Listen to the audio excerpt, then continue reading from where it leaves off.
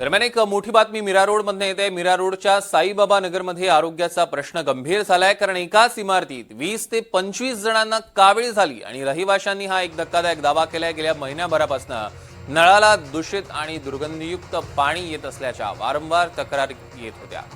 या घाण पाण्यामुळे लहान मुलं, ज्येष्ठ नागरिक आजारी पडतात। परिसरात भीतीचं वातावरण आहे। डॉक्टरांकडून फिल्टर केलेलं पाणी पिण्याचा सल्ला देण्यात येतोय। स्वच्छ पाणी पुरवठा होईपर्यंत पर्यायी टँकरची मागणी स्थानिकांकडून करण्यात येते।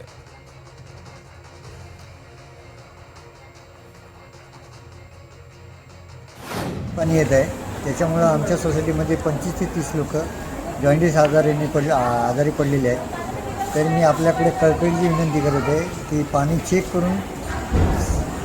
करावं, ही नम्र पुऱ्या साईबाबा नगर परिसरामध्ये ही आपल्याकडे कळकळीची नम्र विनंती करत आहे।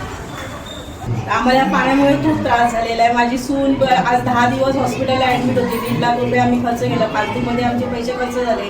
माझ्या मुलाला झाली कावीळ। किती आम्ही खर्च करत बसणार, किती पैसा हे करणार। 1 महिन्यापासून आमच्या घरी पाणी प्युरिफाईड नाही येत आहे, त्यामुळे आम्हाला घरपूर आणि सोसायटी भरच्यांना भरपूर त्रास होतोय। आम्ही खूप वेळा सांगितलं पण आहे, काही प्रिकॉशन्स पण घेतल्या नाही आणि आम्ही कुठपर्यंत करत राहणार आहे। आमचे जर काय हेल्थ इश्यूज काय झालं तर त्याची रिस्पॉन्सिबिलिटी कोण घेणार आहे?